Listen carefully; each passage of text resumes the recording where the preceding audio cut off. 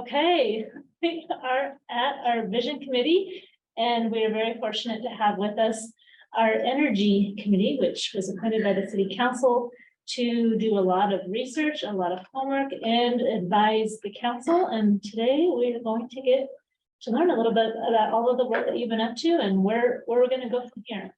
Just definitely before I turn it over, I want to say thank you to each and every one of you that have been working on this committee. We really, really appreciate it. That includes our council members that have served on it as well. John, you are the head of this committee. Do you want to take it from here? Yeah, roll call first. Oh, thank you. Roll call, please. Councilmember Dennehy, Here. Schmisher, Here. B. Smith, absent, Stein, Here.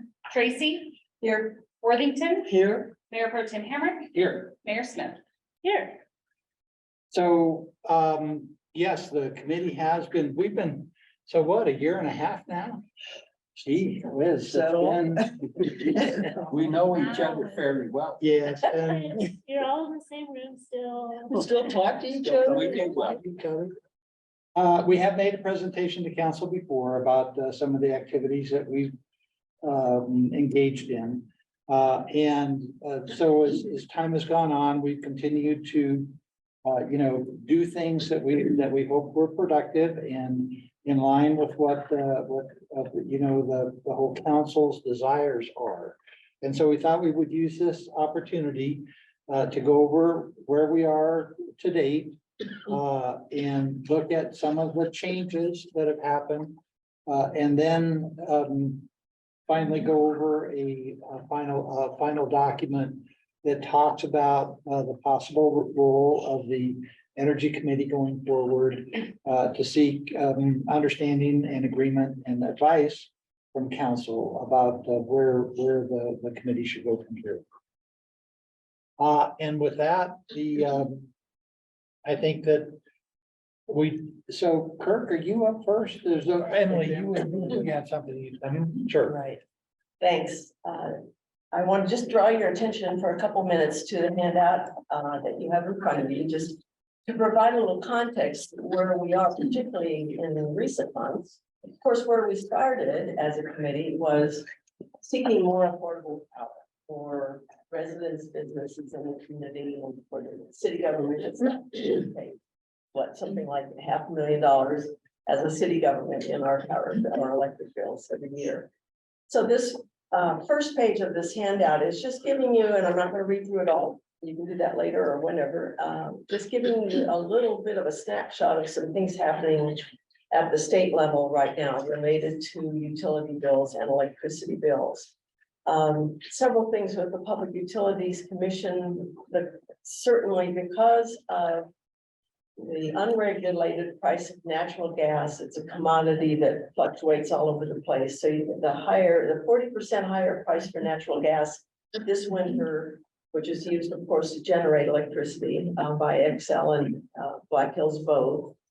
And also the fact that it's been a colder winter has driven people's electric bills and gas bills for those in the Xcel service territory who pay Xcel for both. Have driven those bills pretty high this winter. So what happened is the PUC and state legislators, governor's office and others have gotten a lot of complaints. And in a good way, even though it's not good, but it's kind of a good way because it's really led to the PUC and other entities at the state to really take a closer look at what are those drivers on bills. And so the PUC is not only dealing with the complaints and analyzing folks' bills and what's driving those costs, but they're looking at other issues related to the two investor-owned utilities that I mentioned, Xcel and Black Hills.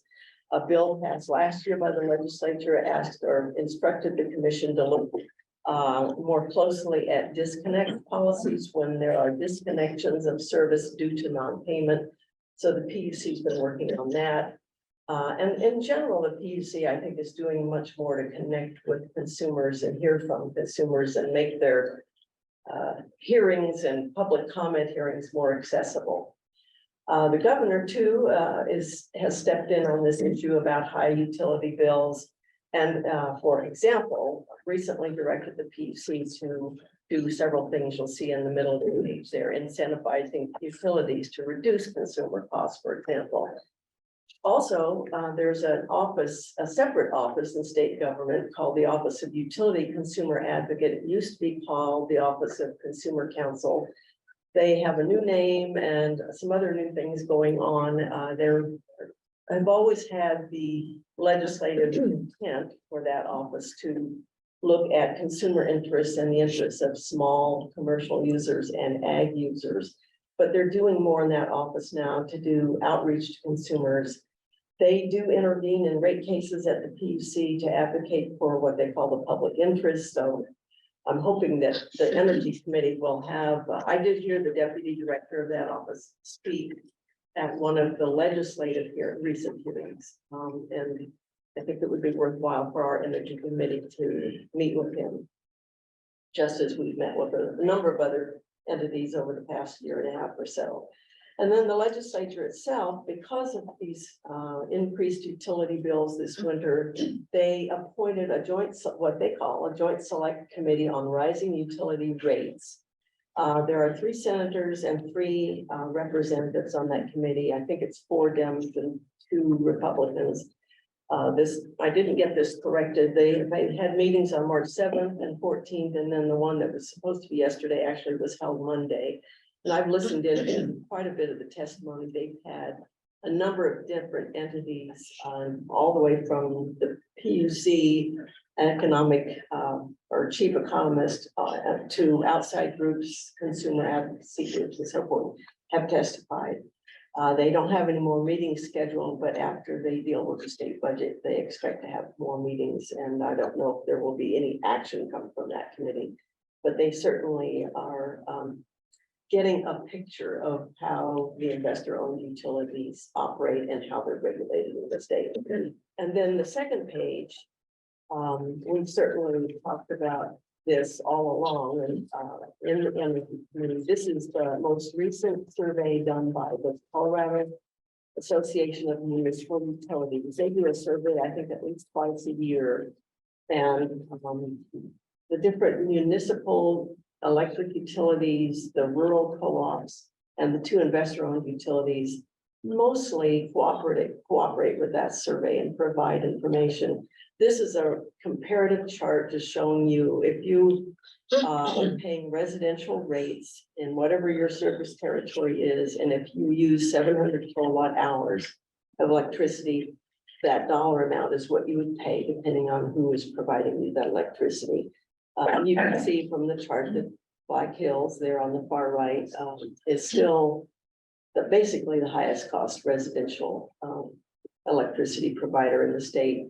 That very highest yellow bar, that co-op, it just interestingly, I finally looked up who Tri-County is. They're based in the Oklahoma Panhandle, and they service a few customers. I don't know the number in far southeastern Colorado. So just wanted to give you that context, and now Kurt, you can take it. And I'd like to jump in here, but the reason why this chart is important is because you can go down a rabbit hole if you start talking about rates, electric rates, because if you look at your bill, your rate is one line item. Okay, but you've got another 15 or 20 line on your bill. And so TAMU looks at the bill and not at the rates. And so that's really a reflection of what consumers pay when you have to pay your electric provider something. Kurt.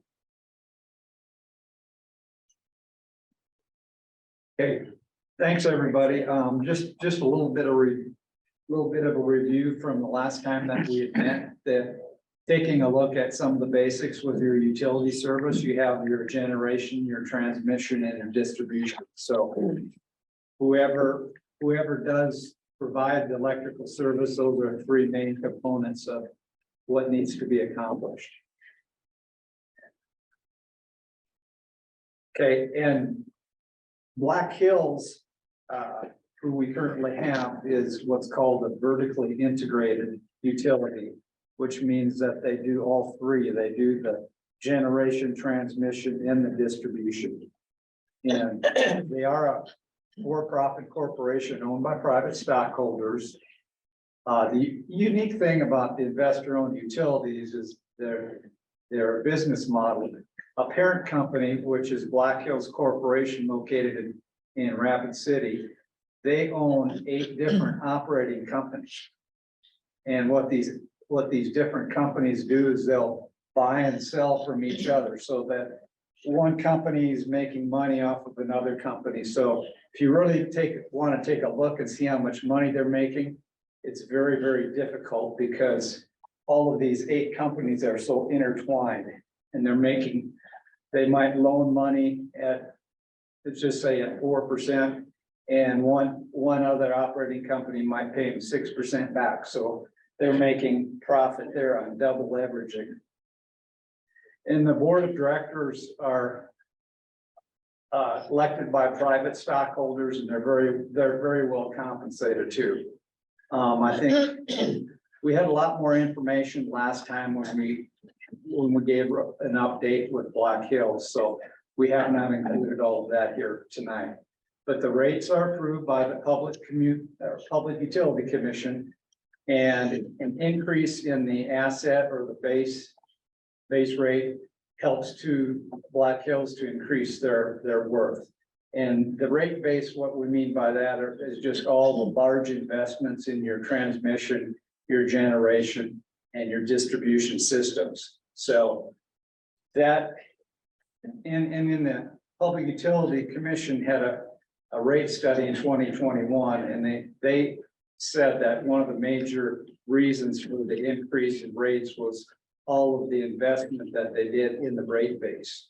And as you can see, the picture there, the Pueblo Airport Generating Station, they invested multi-millions of dollars in that. And what the PUC allows is they allow Black Hills to pay back the debt, plus they get to make a profit on every dollar that they have invested. It might be a percent, it just depends on the market. It might be 1 to 2%.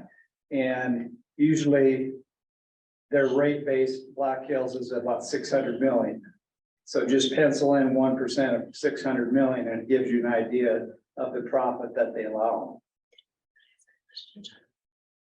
Can I ask a question? Sure, please. Can I just ask, so are they allowed to make those investments of their own volition, or do they have to get permission from the PUC before they take on that debt and before they make those investments? They have to get permission. And when Kirk is talking about rates, I would also say that they also get approval on all the other riders that John was alluding to that are put in there. And some of those riders are a straight pass through, but some of them are also additional items for customers to pay. So, and there is a maximum profit level that an investor owned can make through the PUC, and they don't always make it, but a lot of times they sometimes may even have to refund money. Thank you. Sorry to interrupt. No, that's fine. And actually, let me ask a question also there, Kathy, because there's a maximum rate that the utility can make on their money. But is that the parent corporation, or does that go all the way down the line? It goes per operating company. So in other words, most operating companies will work within a different state. So like, Black Hills, Colorado, their profit level is dependent and set by the PUC. So something in South Dakota or in Kansas might be different amounts. So for instance, PAGS uses natural gas, which is probably supplied by a Black Hills company. Right. And but the PUC doesn't regulate the rate, the profit that is made on that gas. Probably not. At least the Colorado PUC. Right. It's my understanding. And then again, if Black Hills gas goes up in price, then the price, of course, goes on over to the operating. Sure. But it's like Kurt was alluding to, that's the kind of the profit multiplier, the Right. more companies you can put in the chain, kind of will be. And it's purposely very convoluted, and I never did quite get it all in all my years, so. Okay, with Black Hills, the franchise agreement, as everyone is aware, expired in 2017, and the election in 2020, they voted down by 65% a new agreement. And a little bit later, the city did drop the $500,000 franchise fee collected from bills, but they did maintain the 3% sales tax on bills. This, in turn, this results in Canyon City being able to look at other alternatives. And that's why, one of the reasons why the Energy Franchise Committee was formed, to take a look at different options like the cooperative or municipal utility. And there, it shows the study that Black Hills was done by the Public Utility Commission, which take a look at the first one, state average versus what Black Hills, we were 34% higher in the residential. This is just the same. I guess it gets very difficult to see that because there's so much detail there, but it just goes to show that there was another study done and released as of January, and Black Hills is leading the pack of prices. And if I could, I'd just point out there's a couple of important lines on there for us to consider. One is for electric, which is, let's see, it should be, It's about the sixth one down. is it the sixth one down? I was just looking and I didn't see. it. Seven, Seventh one down, and they should be right there at about $100. 101. 101. The next important one is San Isabel, about 3 or 4 up from the bottom on the yellow. And San Isabel is right there at 125, and Black Hills right now is $150. And I'll just mention real quickly too, that the CAMU, or the Association of Municipal Utilities, also does comparison on commercial and industrial rates, and we have all that. We could email the full spreadsheet if you like. And this is residential. Thank you. I just want to point out too, that in the packet that you received, the updated graph was not there.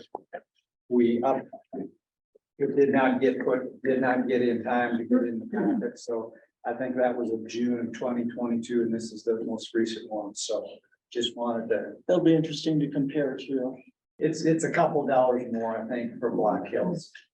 So, okay, another option, like I said, that we looked at is the Rural Electric Cooperative, not-for-profit organization. It's owned by the local ratepayers. The board of directors are elected by ratepayers, not regulated by the Colorado Public Utility Commission. Rates are determined locally. Rates are also set to cover capital needs, investments that they might want to make and to break even. And one unique thing about electric cooperatives is if there's money left over, they'll give it back to the ratepayers. So that's always a real neat thing. I heard somebody talking the other day that they got a check for $120. They've been in an area and they don't even live there anymore, but they're still getting money from the co-op. I still get one from Do you? United Power. Do you? Yep. So that's a very unique aspect of the cooperatives. Yeah. Give me an update. Taking a look at our current situation, there's just really only 2 options with the cooperative. One, that they could buy the Black Hills system, or 2, that they could be a partner in a hybrid municipal utility. But we know the first one is not going to happen because San Isabel wrote an offer of $1.1 billion to buy the electric system in Colorado to Black Hills in 2018, which was turned down. So the only other option then with a cooperative would be as a partner in a hybrid municipal utility. Okay, taking a look at the municipal utilities there. They also are non-profit organization. It's owned by the local residents. The board of directors, you have choice there, elected by the local residents. You could either have a board of directors as a city council, or you could have a separate board of directors for the electric utilities. Not regulated by the Colorado Public Utility Commission, and the rates are determined locally. They can be set to cover capital needs and to break even. They're very, it gives a local communities a lot more latitude on different projects that they could do. A lot of your municipal utilities will offer electricity to municipal buildings and properties at a reduced or no cost. So there's some cost savings that can be obtained there also. And before we move on from this slide, one of the issues with municipal utilities is that they do have to be well run. It all really depends on the personnel you've got to run the utility. Because some municipalities can be frivolous with taxpayer dollars and spend dollars from the utility on projects that are not related, not utility related. And so that's a potential issue that could create mistrust with voters, in that it's not real defined, that everything has to either go to your capital needs to run the utility, and your operational needs to run the utility, and then turn everything back to the ratepayers, because a municipal can siphon off some of those funds. Is that legal? Oh, yeah. It all depends, yeah, you bet, it's how you write the charter as a municipality. And I worked in Lubbock for 3.5 years, to where all it took was a phone call to change electric providers. And Xcel, the Southwestern Public Service, then they sold 90% of the power to the municipality, but the municipality, of course, said that they were local. But it was very interesting because the city got into trouble with the municipality because they were siphoning off money that went against the charter of the the utility.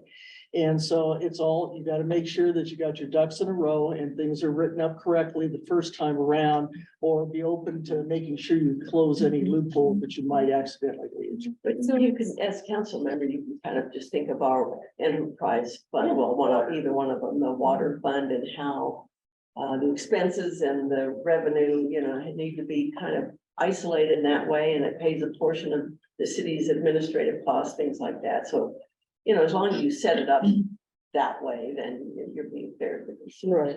And Fountain, as we heard in one of the presentations, they keep a small percent that they do put back into the general fund for the betterment of the city as a whole. And so again, it just depends on what you feel the most comfortable with when you're setting things up. Just to be clear, our enterprise is in Kansas City. The money does not get siphoned for other Right, things. I'm sure, It stays where it exactly. belongs. And that's Yeah. that's That's what what we I'm would saying, probably, yeah. so I mean, we have a good track record, so that's, Right. you bet. So, excuse me, in a municipality, the board of directors is voted in by the public, right? By the ratepayers. You So, have choices. Yeah, there. choice. There's choices. You yeah, can do it different ways, but It could be the city council or it could be a separate utilities board. so it would behoove whoever votes those people in you to have a be clue. very well up on what's going on, or pretty soon you could be in some stuff you don't want to be in.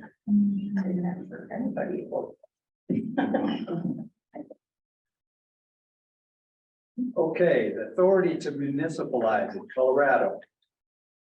28 cities do have a municipal electric utility. Canyon City can determine public services offered, as we just have heard, the water and the stormwater services are municipal services, and they are with the Colorado Enterprise Zone. The Colorado Home Rule Communities states that you can buy or condemn utility facilities inside and outside of the city boundaries, and Canyon City is a home rule community. Municipalization will require time and money to accomplish. It's not a short-term project. You have to have a long-term outlook on it. And in order to get to where you want to go, if you go for municipalization, you have to go through an eminent domain process because you have a provider that is not a willing seller. Sorry, can I ask another question? Yeah.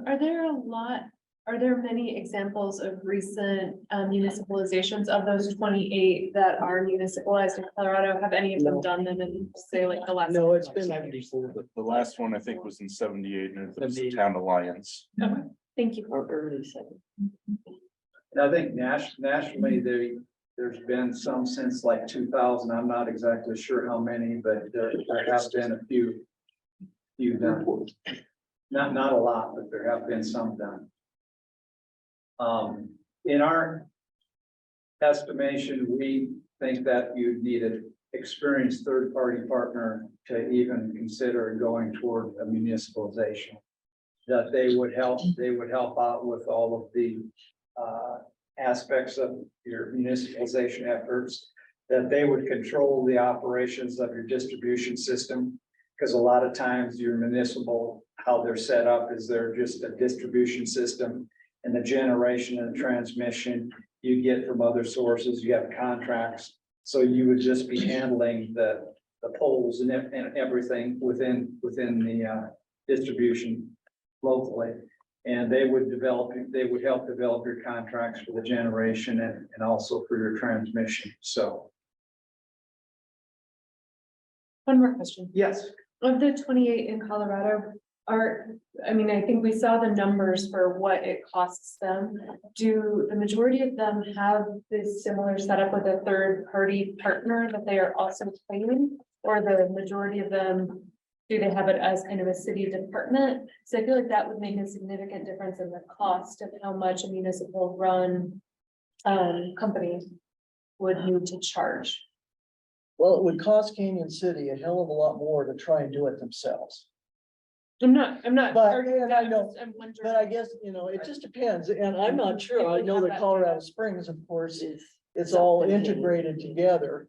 And I'm not sure about, Fountain has their own city stuff. yes, you're right, But they buy generation. Yeah, but yeah. I think most of them have their own staff. I think in this scenario, we'd probably want to start with a third party and eventually transition to a city. Right.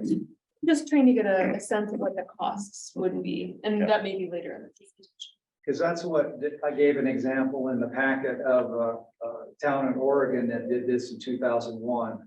Where they partnered up with a co-op, and then the city just had one employee that helped out with the contracts and just different aspects of that and any types of programs they might have for their citizens.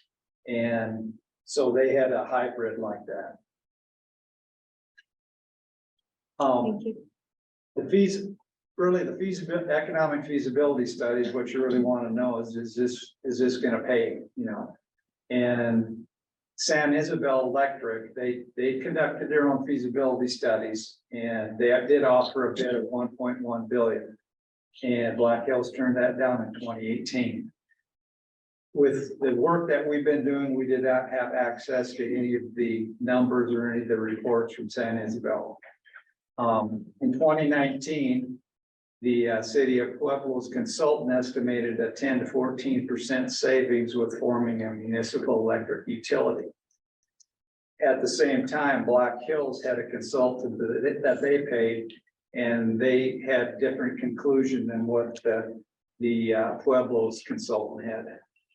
So you had different opinions on the feasibility studies, and we really didn't get to see who was right because in the vote, the voters voted that municipalization efforts. Just some observations that as I've been looking at that and thinking about it. You have two consultants that were paid money to do studies. They each had different opinions. Neither one of them had any risk. They didn't have any of their money on the table of making these decisions. But San Isabel had money on the table, 1.1 billion. So that, to me, that observation leads to, they thought it was economically viable and they were willing to put their money, just not talk. That's a good point. So that, to me, that just sort of stood out. Because the economic feasibility studies, there's so many different variables and they can argue and, you know, it just boils down to basically what gets done in court. You know, when you don't have a willing buyer or willing seller. I didn't know, I was curious if there was more research into why public voters rejected it, and what were the conversations around that? Because I think that's a pretty important part of the consideration of another, you know, both, not just Pueblo, but Boulder too. I mean, they both went pretty far into this process and then they both died. And I think we need to be conscious of that. Having, there's still been there when, and pretty close to it when I was there. Basically, it depended on who you talked to. I think having been in marketing for quite a while that I was, a lot of it is you're comfortable with who you know. And that's where Black Hills came into play. Second of all, there was a little bit of civic or city conflict even within itself as to who was going to handle this, who was going to handle that. The water board came in and said basically they would handle the billing and do all of that. So that came into play, but by that time, and then frankly, I'll tell you, the dollars that were spent in advertising and the negative portion of it was like about 100 to 1 as far as Black Hills saying, please, you know, vote down this and so forth. So they had a lot more influence through the media. And can I add to that just real briefly that, you know, there, I literally was, you know, there was our local citizens group here that was following that very closely because we started looking at things here in early 2018 and then that vote was in 2020, if I remember right, in May. So we were very connected to the effort there in Pueblo just to kind of keep up to date. And so some of us actually helped do some phone calling into Pueblo to talk to Pueblo voters. I spent 8 shifts doing that. And the advertising, I would have people on the phone who would just tell me what they had heard from the Black Hills ad. And some of them were frankly just not real accurate. And, you know, there were rumors about how many millions of dollars Black Hills spent to defeat that effort. So, you know, we just have to, there are, as Kathy was saying, there's just a lot of different factors there. And they were in the middle of a franchise. They weren't out of their franchise yet. They were voting to break away early. And Boulder's a very different animal too. It's kind of hard to know. They made mistakes in their efforts is what I've heard. Madam Mayor, I volunteered for the Sierra Club and I talked to hundreds of voters on that issue. And I can't tell you how many said that if we vote them down, they're going to turn off our power. That's what they've been told, or the ads were telling them. That they're gonna turn off our power. That's pretty sad. It was, But yeah. built it And there. so, but that was what I was getting from people, you know, that through the phone bank when I called to see, you know, if they would be, you know, if they would be willing to vote for the issue. And it was apparent that there were ads that were just telling outright lies because we know they can't do that. And that's another way to characterize that is that if you try to break away from a investor-owned utility, for instance, it will be war. And war is not always fair and, you know, Costs a lot of money. it costs a lot of money. It costs a lot of money for us too, and it will be messy. Yes. Yeah. Yeah, well, if you look at the number at the bottom of the sheet, this is like having a license to print money. And I guarantee you, 10 years from today, if you're sitting here 10 years from today, this number is gonna be bigger, way bigger. And that's just the reality of what we've seen. Without a change So- in state law. Right, and you're right, it's gonna cost us a lot of money. And that's where you have to be careful when you talk about the cost of war and the messiness is how many tens and tens of millions of dollars are we willing to spend of taxpayer money to save a couple of kilowatt You're not saving kilowatt hours, you're or saving say kilowatt dollars. dollars per kilowatt Right. or cents per kilowatt. So you know, it's kind of like I guess I sort of look at it as you may be spending it now, but what are you gonna save in the long run? And I think that's kind of the way we've approached it. No, we don't know the final answer, and I think it's fairly safe to say, should we decide to go forward, you're not gonna, citizens are not gonna save money for probably 5, 6, 10 years. But the thing is at the end of that period of time, it's not gonna go up as much. And it probably then starts to, on that bell curve, it's gonna start, you have the potential to go down. So it's one of those, so you're just telling you, we don't know. I mean, we're the first ones to admit, we have not had the access or the okay, you can't delve into it unless you have some other things going forward. And yeah, we are probably to the point where you start to say, are we willing to put a few bucks towards this to go the next step? And if you look at these numbers, of how much more, and this has been, I mean, the PUC even came out with that, how much more we're spending. And the rest of the state, do you know how much the city spends every year? That it doesn't have to. If we were another city, we wouldn't be spending on our Black electric Hills. bill. Is on our city electric bill. We're, that's another, it's not tens of millions.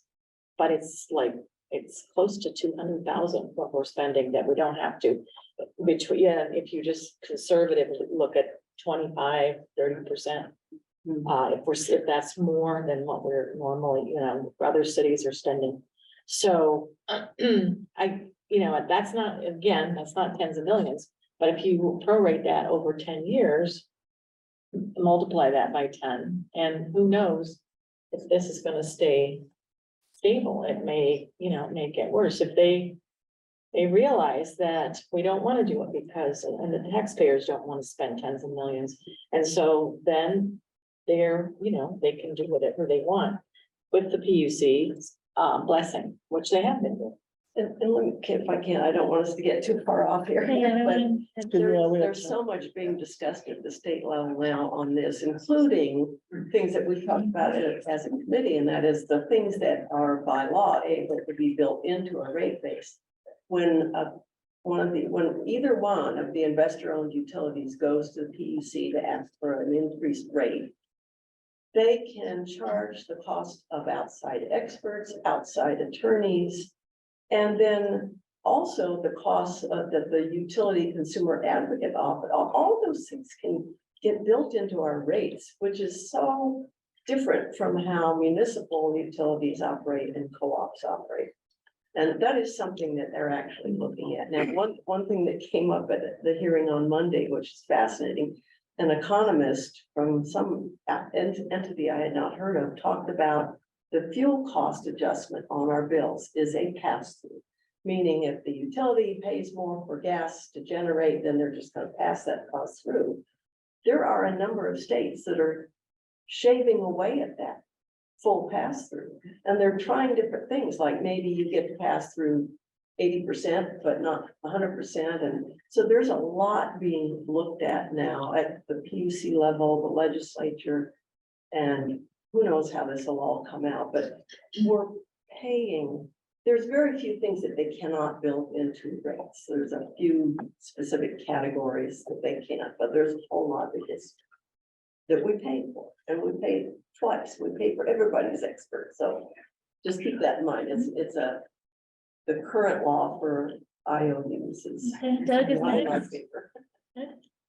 Andrea, you pointed out the farthest blue line and that it would continue to rise. I would strongly suggest they all will continue to rise. Exactly, yeah. These other ones, most of them probably buy power on the open market, which is subject to fluctuation. We all know what happened to our natural gas prices. And a lot of people generate with natural gas. So down the road, I think it's very hard to determine. We can today, but down the road, what it will cost a co-op or municipality to buy power That's a good point. on the open market. What I'm guessing is that they all will definitely increase, but will these others ever catch up with Black Hills? That's the point. That's Don't the know. question. And then I'll add real quickly too, that another factor to keep in mind on all of that is the move through state law and through other efforts to move toward more renewably produced power. The actual fuel for renewables is cost free, of course, all the infrastructure is not free, but that piece of it will help all of the utilities that move toward more renewables. And of course, the IOUs are being required to do that. So are you okay to get back on track? Thank you. I was just gonna mention that. Yeah. Now, what I've done with the rest of the presentation, I've followed the Pueblo study that was done. And also I've gotten information from American Public Power Association. So a lot of this information is not me, it's third-party information that I'm presenting here. If the city would decide to municipalize, a lot of these activities, these steps that are coming up would probably running together at the same time. I'm not saying that this is 1, 2, 3, it's gonna all be happening, at different times, probably at the same time, some of them. First thing is you're gonna have to identify and determine what your service area is. Are you gonna just have the city itself? Or are you gonna have some areas outside the city, like some of the areas that are designated for annexation in the future? Or, that's a decision that would have to be made, what's gonna be the service area? Then once you know what your service area, then you can identify the distribution assets that would need to be condemned. Like I said before, if you want to do it, it's got to go through a condemnation proceeding. And the distribution assets is what the study in Pueblo recommended, that you just buy the distribution system, you don't buy the transmission or the generation. So we're just looking at that. Then the next thing would be is to hire a consultant to estimate the appraisal value of the assets to be condemned. You really aren't going to know. A lot of these studies it's going to be difficult to really ascertain what your debt repayment's going to be because it's different assets. We would just need to know exactly, what is the estimated value and different appraisal values that they'll use that are the legal that they use in court. What's the value of the assets? And then if you had that third party partner, they would be able to help you to estimate what your operating budget would be. And then once you have your appraisal value of your assets, they could give you some estimation as far as what your bond payments would be, if you want with the city. Because it would be more of a revenue bond that you would float or you would submit, and that would be paid back from the revenue that utility generates. So that has nothing to do with taxes. And a lot of the rating agencies have rated municipal utilities rather high. I think because they just have had a good track record of paying back. And I think Black Hills right now is a C+ with the rating averages when I looked at it a while back. So I could be wrong, but I looked at it here a while back, and I think it was a C+. Very. So Wonder why. Yeah, one point here. The second item here, distribution assets to be condemned, that's really what bogs Boulder down. They had a hard time identifying those distribution assets and being able to parse out which of those distribution assets are serving the city and which ones were serving into the county. And that's really where all those lawsuits and cases came from. Boil it down to one And substation. in reality, when we kind of have that problem too, just being city lines in our county, that would be, We I think mean- so, but we don't know. no, but I'm just saying, Yeah, I mean, it's potential. my power is mine and my next door neighbor's county, so. Right, I think there are definitely lessons to be learned from the Boulder, Right. the Boulder playbook versus Lots of if you were to move forward from a city standpoint. And we're gonna be talking a little bit about the consequences of Boulder's actions will be coming up here in some of these slides. So how much would the initial the initial, studies cost and who would pay for that? I'm just gonna repeat it. How much, Warren Hart from the audience asked, how much would the initial studies cost and who would repeat it? The mics aren't very sensitive. No. Who would pay for it? I think that would depend on if you have a third party involved and what they're willing to bring to the table. Right. You don't know until you get an actual sit down with somebody and actually find out, or talk, here we go with a consultant or something. But yeah, but one way to gauge that is to, because we can make it as complicated as, you know, so that it's almost impossible to make decisions off of that. But if the city wanted to hire a consultant for our own purposes, just to know what the system was worth and what the usability of the system was or something like that, you could know that amount of money, you know, and that's probably $250,000-$300,000 or something like that. But it's one more cost that we would need to take into account when we were trying to figure out what the break-even point would be down the Sure. road. In addition to the cost of the assets and in addition to the Absolutely. interest rate on the bonds and in addition to. Mhm. But for those initial studies, that's taxpayer money. That would be from the general fund. Yeah. If we were to move forward with them. We talked about that a little bit earlier, that it's with the importance of community education, that the residents need to be informed about the municipal electric utility and explain, they need to understand a little bit the costs and the benefits of that system. And you have a third party that should be able to help out with the education also. And with what the American Public Power Association said, you can expect big opposition from your municipal efforts by Black Hills. They'll spend a lot of money on that. The important part is developing and implementing an educational campaign prior to an election. I think sometimes it's very difficult. You could spend a whole lot of money on ads and TV and all of that.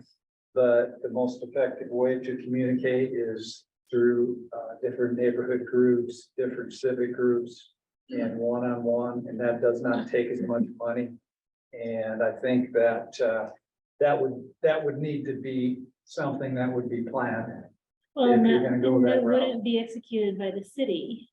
Because, is that right? Because we can't, as a city, we cannot market for For a ballot. for a ballot issue. That would have to be citizen initiated, Citizen paid led. for and ran by citizens. But we Or- could do it before we have an issue that's put on a ballot for a certain time. If we did it just a general education, kind of like the committee, and have maybe go out and talk to different groups before we have an issue officially coming on the ballot. Could we do it that way, just to You- show? You could, but once you put it on the ballot, you have to put it on the ballot by the beginning of August. You have to stop. Right. You can do the education campaign, but you can't do any additional campaigning. So Well, I think it would be like Ashley and the famous focus groups would be to find out, is there still interest for us to proceed further? And that would be one of the things, would be to just see, do we even go forward far enough to bother with doing the analysis or something? But, you know, you sort of got to get the feel of, you know, since we do respond to the citizens, they kind of got to have a clue what we're thinking about. So, and we need to get that feedback from them, I would Right. think. So that's actually another step that we don't have here on this slide, which is to take the pulse of the citizens some way. The point though about being it on the ballot and the city not being able to act then is really the best way to do that is with citizens groups that are organized prior to, so that because otherwise, once you put it on the ballot, then you're the target for Black Hills and you can't say anything. the other potential positive with a third party partner is, you know, they could They could. take up that charge. Good point. Right. As opposed to a consultant. Even if we pay for them, they could still do that, even if it's paid for by city money? I mean, they could do focus groups beforehand, but. Yeah, it would, Party yeah, after the ballot. not if we're Not if we're paying them, but Yeah. Do we have a city attorney, Oh, yeah. listening in? no, we don't. Oh, not tonight. Not tonight. No, we do have their attention. It would be helpful, you know, to have them weigh in at this juncture if they were on the line. That probably is better in the executive session. Yeah. Thanks, Brian. Speaking about elections, you guys just know how to lead into. There you go. You need to determine the language that you have for your ballot issues. You need to determine that, and that's one thing you can learn from Pueblo or from Boulder. They had about 5 or 6 different requirements in order for them to municipalize. They had to have. You just keep it to, do you want to municipalize or not? I mean, that's something you could really learn. And then set your date for the election, and you could possibly have the valid issue of who's gonna be the policymakers, a city council or a separate board. And then I believe what Boulder did is they had a vote a couple years afterwards for bond financing. So, I would want to know, in the text, it had said that one of the problems with Boulder was just the really convoluted language in the ballot. And I'm gonna say that that would probably be the same if there was language on a ballot for the city to municipalize, because it's required by the state. The state, I mean, there's a lot of things that have to go in there that we don't have control of. And even the most basic question can get very convoluted, let alone something as complicated as in this. Oh, God, yeah, and that's the whole thing is, electricity is not an easy, and utilities is not easy to learn. So, yeah, you're right, that's a good point.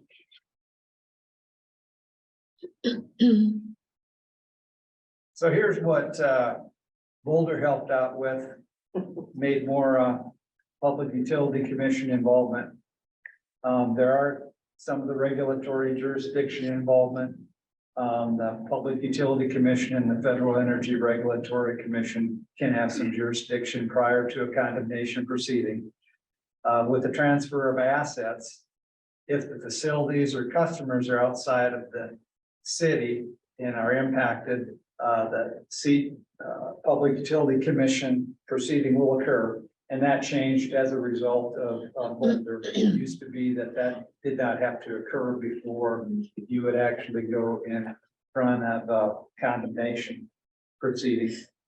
A facility separation, if there's a facility or customers outside the city and are impacted, the Public Utility Commission will have a proceeding to determine how to assign, divide, or jointly use these condemned assets, and that was as a result of the Boulder actions too. So that got things moved up where you had to get the Public Utility Commission involved earlier. And with your generation stranded cost and possible transmission stranded cost, that would be determined through your Federal Energy Regulatory Commission, which you would have, if you're going the route, it's as far as going to court. All of these things would need to be done prior to initiating a court case in district court.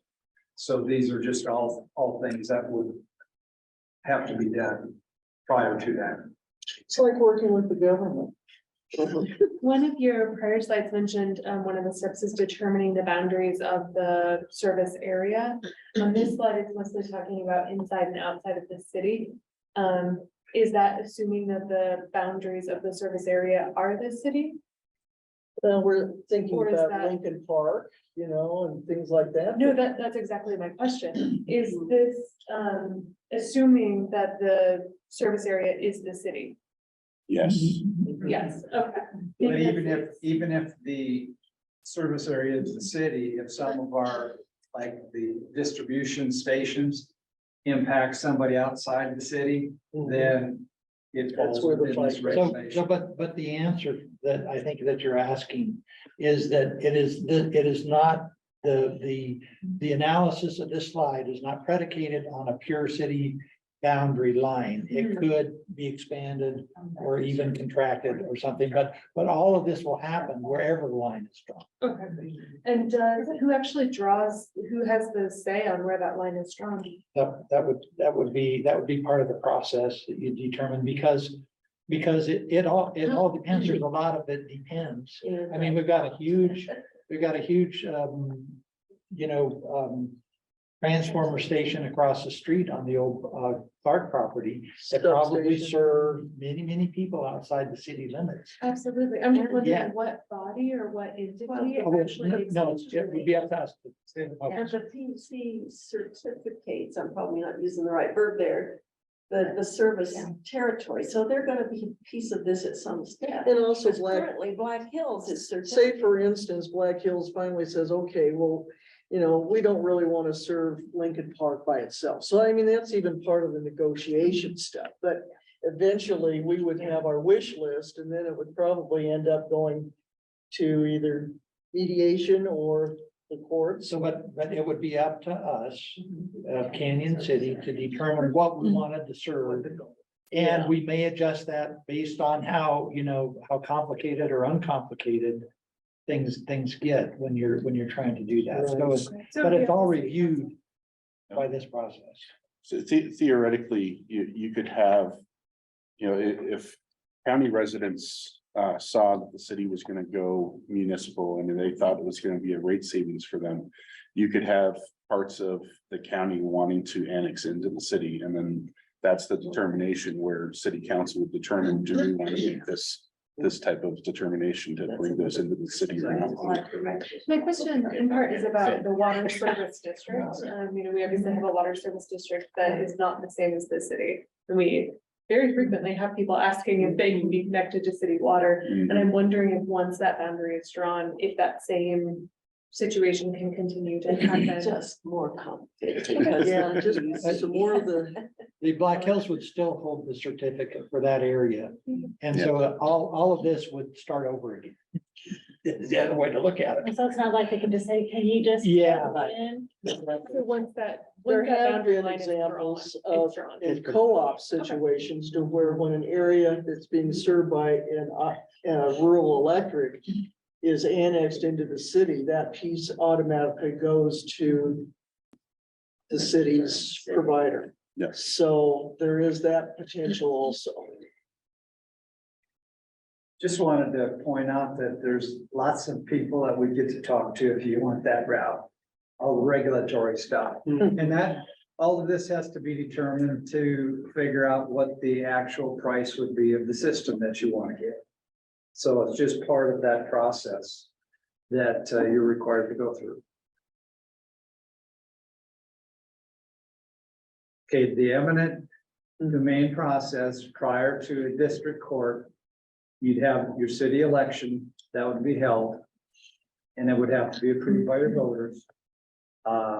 You'd have the proceedings that we just talked about with the Public Utility Commission and also with the Federal Energy Regulatory Commission. Those would have to occur prior to eminent domain process. Your city's appraisal of distribution assets that you want to condemn would have to be done. Notice of intent would need to be given to Black Hills to identify those assets which you're looking to condemn. And if done within 90 days, if Black Hills would have their appraisal done within 90 days, then the city would have to pay a reasonable cost for their appraisal of the assets. And the two appraisals would be used in good faith negotiations. And then the city would give a final written offer. And it's really not, it's easier to get to that final written offer. It's gonna get more complex once you get into district court. But that's the process that would have to be done if you go that process. And again, that's when you don't have a willing seller. Yeah. So once you get in district court, the city files a petition. You've got the pre-trial process. You either have a jury trial or it's a court-appointed board of commissioners, and I think the board of commissioners are 3 individuals.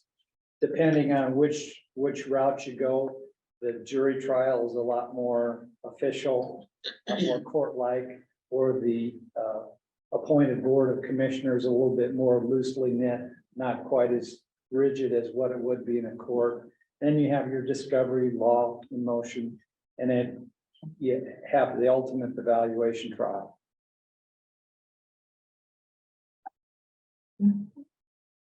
If in making a decision with your municipalization, like I said at the very beginning, you have to, it's a long-term view of what the costs and benefits are for our residents here. And then, you know, is the city willing to spend some money to examine the investment? Because we've gone just about as far as we can go without having, you know, more detailed analysis. It's gonna cost money. And do we have a third-party partner available? I guess the big decision is, do you want to own your distribution assets or do you want to lease them? I mean, it just comes between owning and renting. And, you know, it takes money whenever you buy something, you've got an investment there. So do we want to increase the city's assets or a private company's assets?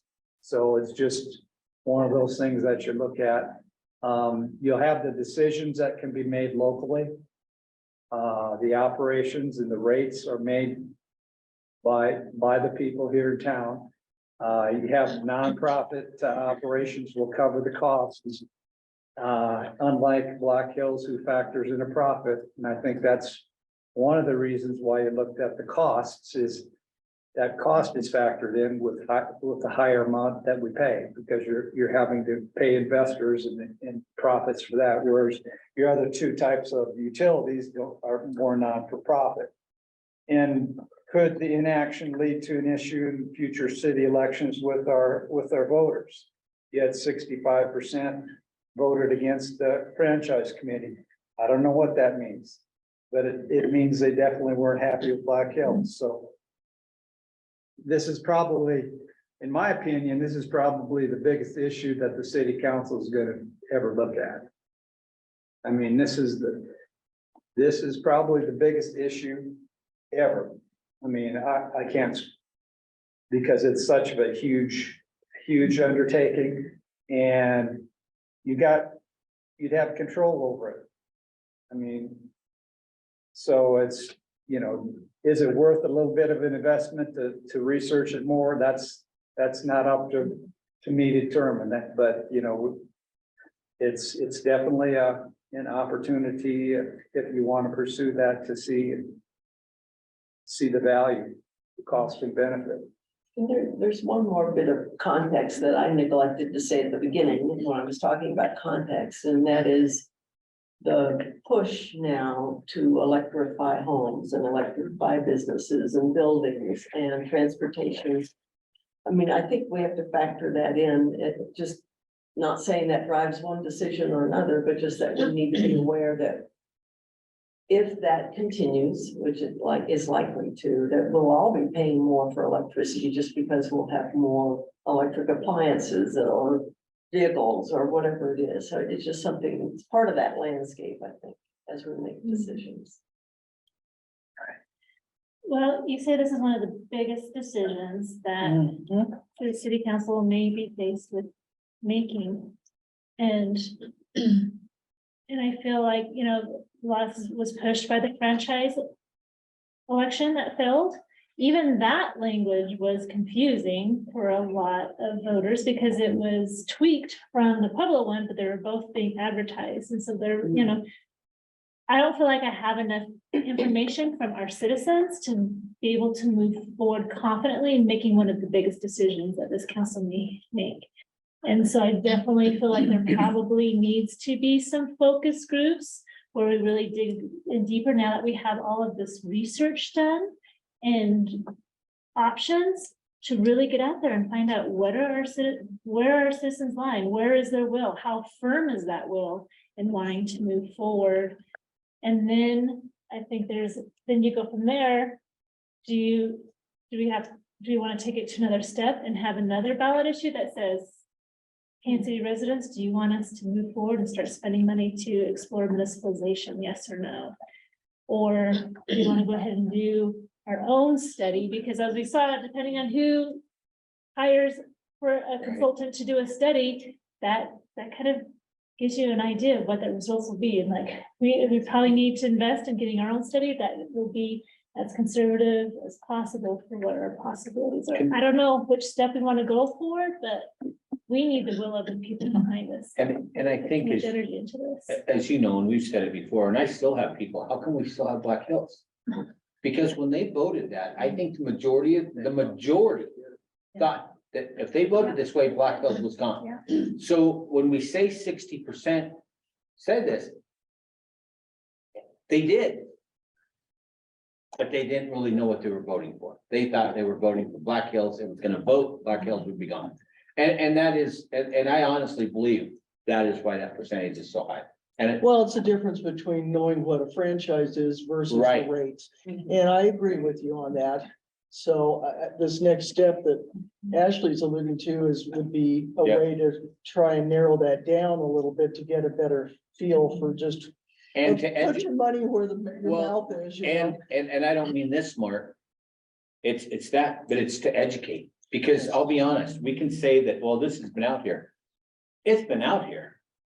But honestly, how many people truly, when we have city council and you look at how many people are watching city council on there. But all Okay. three of them. Well, we've got one person in the audience.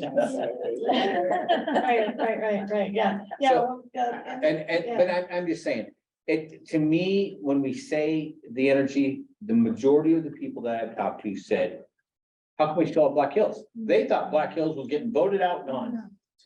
It's a long study. I really do believe what Ashley said as well. I think it's something that, you know, yeah, we don't jump. Well, the problem was as long as we had a franchise agreement in place, we couldn't do these studies. We couldn't bring people in to talk about it. Oh, That- I yeah, understand that. That was, and that maybe that's part of the education process. I agree. What Yeah. I'm saying is the education, because maybe you've had it too, but I know that I have had people Oh, go, yeah. why is Black Hills still here? Thought we voted them out. No, guys, you know, But it's important to kind of look at the flip side of that, which is, are any of us hearing from people? Don't ever make a change. I'm not hearing that. So. And I think one of the wonderful things that the Energy Committee has done, and thank you guys so much for the number of hours and thought that you put into this, is to really research and explore, okay, if not Black Hills, what are all of the options? Yeah. And to be really, when you've been incredibly methodical and incredibly detailed as you kind of run down every single possible avenue. But I think the question that was before the voters was Black Hills or not, franchise or not. And it wasn't really okay. We know now that they're probably can't go this route, probably can't go this route, probably can't go this route. That means that the one option that's left to us is municipalization. And is that something that we are actually interested in pursuing? No, if we put that quite yet. Okay. Yes. Well, then before we I spend think money this- on that, then The I, most likely alternative is municipalization but at this point. so I feel like the Yes. question of whether or not you actually want to pursue municipalization is very different than the question of whether or not you want Black Hills. Because the one is asked kind of in a vacuum with so many different possibilities that we didn't know at the time whether or not they were real. Right. The question now is much more specific and it Absolutely. might yield a much different answer. So all of that to say, I wholeheartedly concur that we need more public input and we really need to understand how the public feels about the idea of municipalization before we spend a lot of money. on it. and I do think as we do that, we don't know what the cost is gonna be. But I think it's very important that we at least say the fundamentals of a cost could be as low or as high as this. To give people that idea of what this is gonna cost as well. I mean, Yeah, to go in there without saying, hey, we're asking this, guys, there's a big cost to this. And I think that is extremely important to let people know. like when it was said, like, put your money where your mouth is. when there has been a dollar sign attached to something in Canyon City, that changes everything. Everything. And that's true. That's very. But I think it's very important to make sure that. And that that's, I think that's a little bit of our quandary is the fact that we almost need to spend money in order to find out the money. You know what I'm saying? So it's one of those to where just having the analysis of our meters and our polls here would be helpful to step us ahead, but I also agree with the fact that we need to do some education probably. But it's, Well, I you guess know, that's kind of a curious question though to explore is, do we do a focus group first just to see how firm that will is and desire is before we spend money? Or do we do a big study and get some more numbers so that we have? yeah, because So I actually, let me jump in here because I think there's a different way to look at this. And that is you know, what I think is that what has happened over the years is Black Hills has not kept up the investments to keep our system to a defined operating level. If you say 100% is brand new and 0% is everything, you know, just fell down. You know, all the poles fell down, all the wires fell down, all the transformers burned up, 0%. I think Black Hills has been letting our system drift down without reinvestment in it. We have to pay for that reinvestment, but what that means is that we see big jumps, that there'll be big projects that'll come on. And so one of the things that if we're gonna be stuck with Black Hills, something that would be really great to have was a pole by pole, wire by wire study of our system that says, okay, here's where we are. Because what that does is that gives us ammunition to go in front of the PUC and say, wait a minute, Black Hills has an obligation here to maintain this system at a certain level, and they have not been doing it, which is my belief. You know, if you just drive around and look at the system. So I think that there's some value, there's a lot of value in perhaps doing that study, no matter what. So that, you know, it would give us, the problem is, it's a lot of money. And that's a big budget hit. And That's so. $250,000 to $300,000. Yes, and it doesn't, you know, and so that's a big decision. But there are good and sufficient reasons perhaps for doing that, whether we municipalize or not. so do we have to ask the voters for that 200,000 if we want to do that? Supposedly we'll just dip We into. would have to budget. We'd have to budget. for Budget, it. yeah, okay, that's what made, that answers one of my questions, because if nothing else, it at least gives us a lot more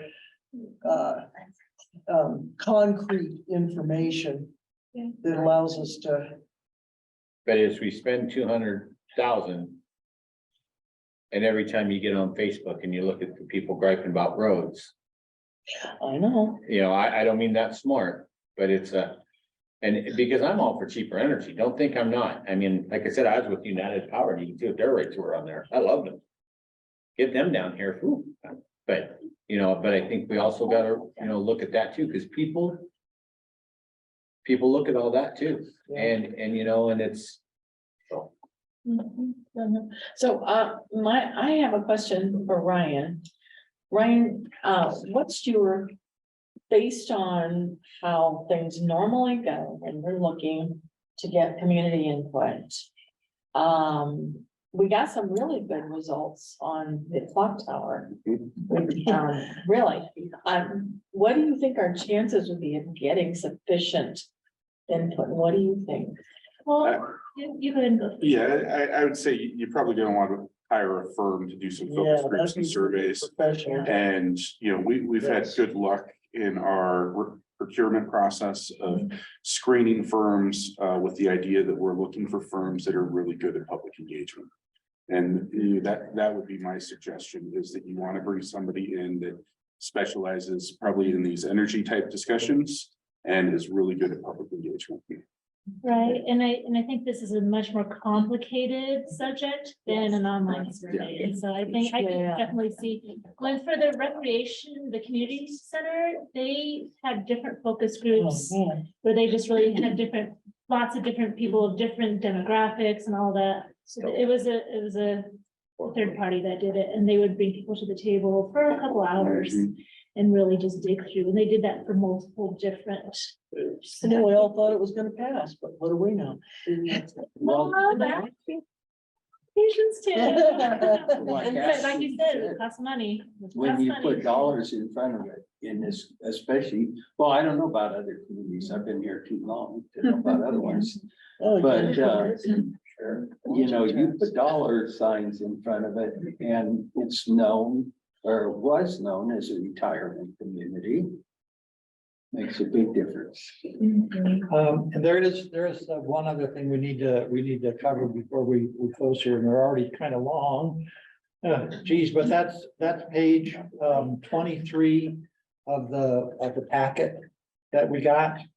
And that starts with Kirk's paper, but it ends up with index 1 on page 23.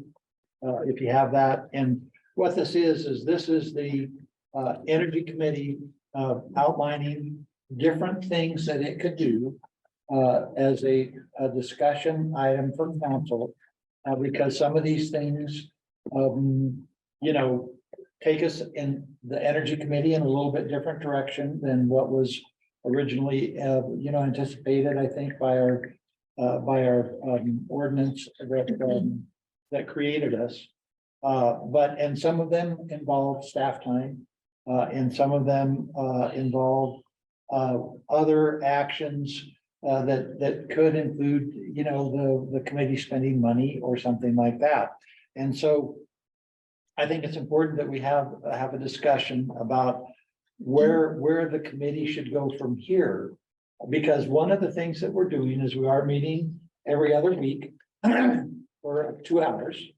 And that is a huge burden on our city administrator.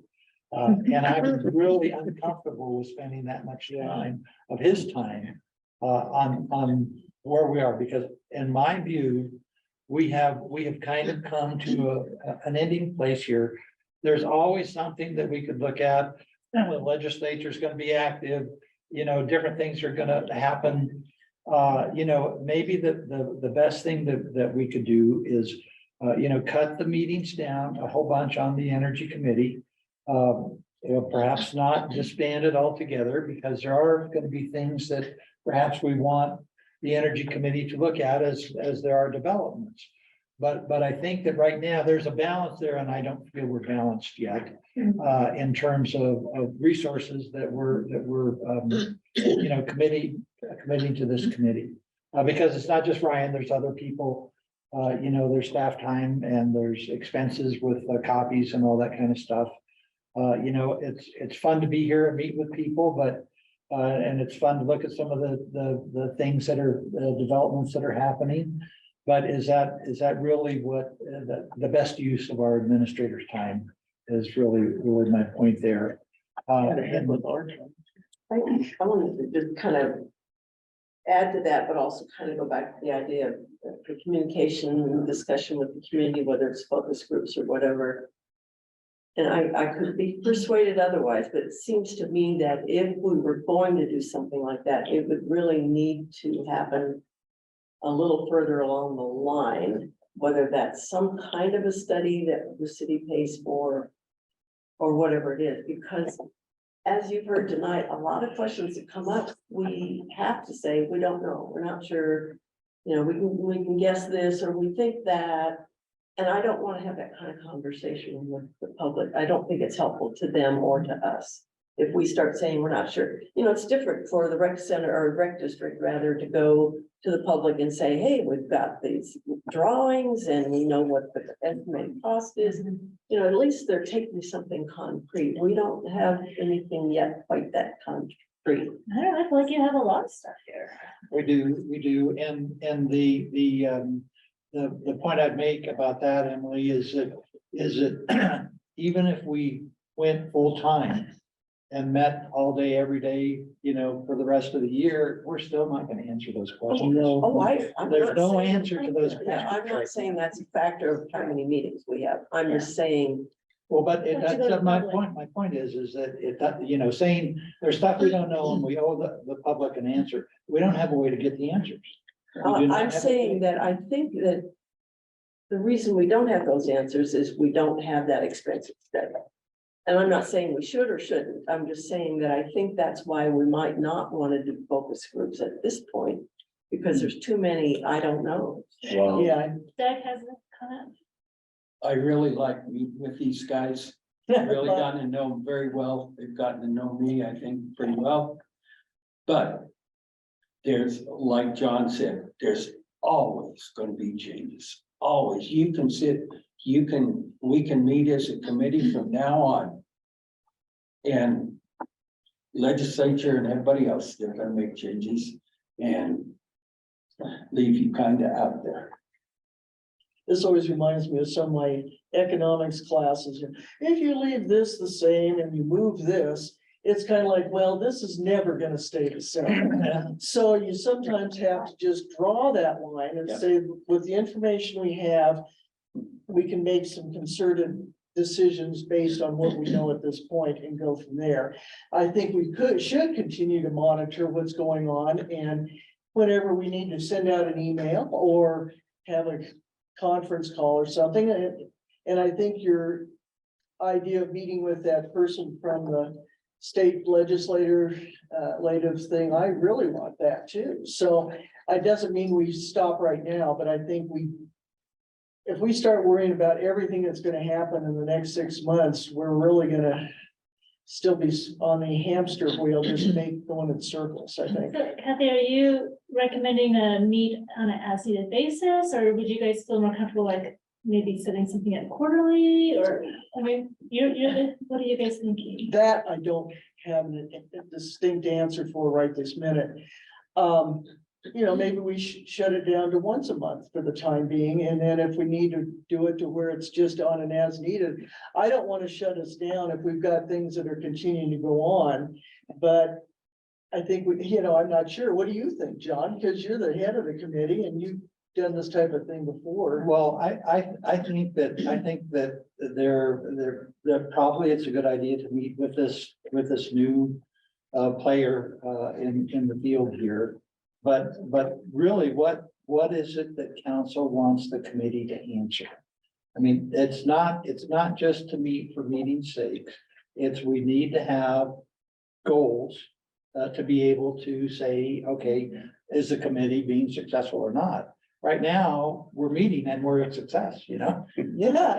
I think what I would love to see is, does the committee have a concrete recommendation for us to consider? Like, what is the committee's recommended way forward after all of the stuff that you've done? And is that this? Is it exploring municipalization? Okay, I just want to make sure. That's Yep. my opinion. Is that the committee's recommendation that we explore We municipalization? still have some pieces to kind of pull together on that, and I Yeah. think Kirk mentioned in his presentation that if there was an ability to do it with a third party, that might be a way to go, but we don't know that yet. So there's still pieces hanging out there. So I don't think that we need to, I don't think that the committee needs a mission right now, except perhaps to meet with this new player in the thing. Because really, if we're gonna be serious about municipalization, it moves beyond the committee and it moves then into really city administration type actions. Where we're, conducting studies and hiring experts or whatever. But, and maybe apologies if I missed that was the recommendation, but I think that there should also, before it moves to that, there should be a conversation amongst city council. Is that the direction that we want to Absolutely. go? What do we think about that And recommendation? that's part of it. Yeah, that's part of what we're doing here. But I think that there's several voices on the committee and that there would be, agreement on some things and disagreement on other things. And I don't think the committee has come prepared to make a recommendation. But as chair, what I'm looking at is from the city side of things. And we are just really a terrible drain on our city resources right now. And we appreciate it. Thank you to all of you, really, 18 months of a lot of really hard work, meeting twice a month. It's a really, really big deal. Really I appreciate it. would like to make one more comment that we really haven't said, that because I've sat in on quite a few PUC hearings and regular Wednesday weekly meetings. And sat in and listened, and when I say sit in, I'm listening to audio online or video, or whatever's available. I do think that it's important for the communities in the Black Hills Service Territory, Canyon City, Pueblo, whoever, to communicate more with these state folks. They're only hearing from Excel customers Yeah. about anything and everything. And it's all kinds of complaints. It's not just the bills, it's the way Excel is handling solar and the way they're doing, the quality, the status of the equipment, the rotting equipment, what. So I just would say to the city, council staff, et cetera, that we should just be sure that we are testifying when we can, that we're communicating with these decision makers in the legislature and the PUC when we can, because they don't hear from Black Hills. Pueblo has kind of gone silent. We went over, when was that, last fall? There was a PUC hearing where the Yeah. actual commissioners were in Pueblo, Yeah, and there was no only what, one, 5 of us? no one spoke. I mean, virtually no one from Pueblo spoke, and it was, so that's just a general comment that they need to hear from us. And that's a fair comment, but the us is city council. Yes. And, and that's really the bottom line there. It's the city council. It's not the energy committee. So, excuse me, What? are we as a committee allowed to talk? No. Are you saying no? We can always talk as citizens, but on behalf of is a different story. Right, yeah, you don't talk on behalf of the committee, I Or understand. the city. Yeah, But Which is- yeah, absolutely, citizens, Mhm. absolutely. Yeah, And the independent energy committee, independent of the one that's commissioned by the city, can continue to be really advocates as And- well, in addition to the city, council if they wish to. And I would point out that Emily has actually done a whole lot of work on her own, yeah. staying in Lot of touch with work. what's going on up at And the. I have Denver. testified a few times, and I always say I'm testifying only for myself. My point is that Emily is already really interested in the subject and already follows it. And as a council member, you can use that as a means to keep us informed, the council informed. of I'll what- need a what's committee going to support me. while we're passing out accolades. This gentleman Yeah, right here. thank you. Absolutely. Yes. Thank you. So as we are preparing to wrap up today, we do need to have direction for staff as a council. We want to explore municipalization, and where do we start? If the council, I guess I'll throw something out there, is maybe at least Ryan, maybe get us some numbers. How much would it cost for us to hire someone to do focus groups, and how much would it cost?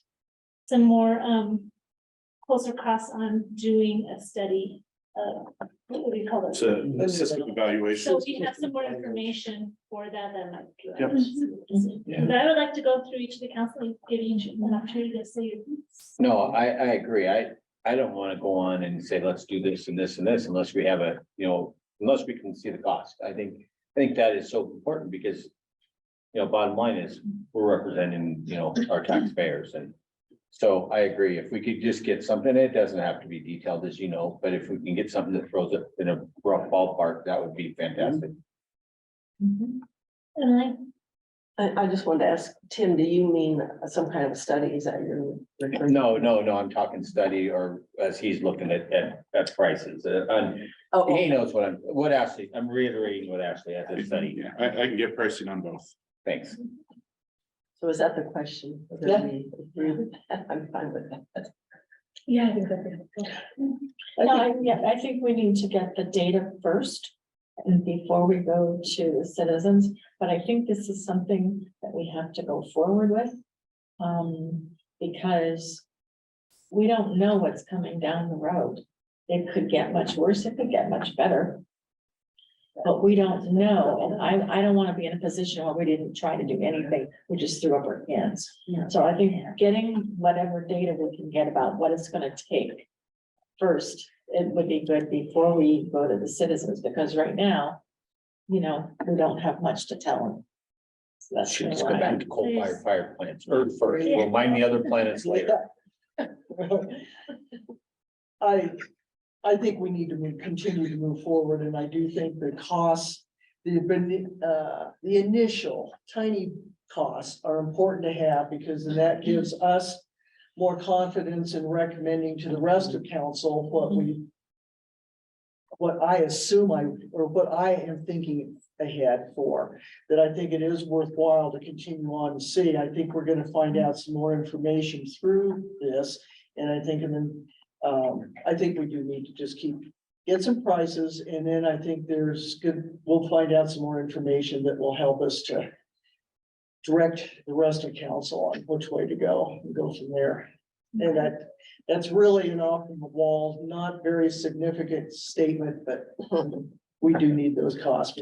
And we need the costs, as many of the costs as we can obtain before we go to the citizens, because as we've all reiterated, that dollar sign, when you start talking about that, that's what's gonna make or break their interest. That we want to focus more on getting the study done first and then go to citizens. That's what I would want, yes. Yeah. Hire a company to do focus, like I wouldn't want to spend money going to citizens before we have enough information. Yeah. But I definitely want to have a better understanding of how much this study would cost. If the Energy Committee does have a unified recommendation that we should spend that money on it, because it sounds like they don't have a unified recommendation on exploring municipalization, which is fine. And also what information, like, is it one study regardless of which avenue we're trying to pursue? Or does the type of study and the type of information that we collect change based on which avenue we're trying to Well, pursue? My immediate reaction is that the study would give us leverage with Black Hills if we sat there and stayed with them. To be able to say, this is what needs to be upgraded, you need to be spending more dollar per ratepayer here in the city to keep us up to speed. And Yeah, that yeah. study would look exactly the same. That's The the other, leverage for the municipal. that's the other way to say it, is that this study is the first step, no matter which direction the Yes. second step goes. It'll tell us a lot, one way or the Yeah, other. so it's our own study. It's not a core study. It's not a business study. It's not a municipal study. It's our study. Right, but it would be nice to see what that's like. Yeah. To And then run. Making Absolutely. sure that the Energy Committee does recommend it as a committee. The committee has heard me say this before, is that we at Excel had a chair of the board and president of the company who was let it break and then fix it mode. And that went on for about 4 or 5 years. The customer, I can't think of the right word, when they do those JD Power evaluations of how you feel about the company, are they doing everything they could, which makes it, it's a satisfaction survey, and the PUC looks at that very importantly, and ours went into the dumper. And it'll always be ours. The Excels went into the dumper. And suddenly, when there was a change in management, it went to, we now have a schedule as to when things should be upgraded. It doesn't matter if the frickin' light bulb is already out. If it's still on, we're gonna change it out. You know, and same with trans. So basically, that would give us a lot of information to do that system study, to be able to say, okay, that gives us leverage no matter what we do. Right. So there, that was a little more succinct. So I think what we should do is, Emily, go ahead and schedule that guy in. For which meeting, next week or the one in April?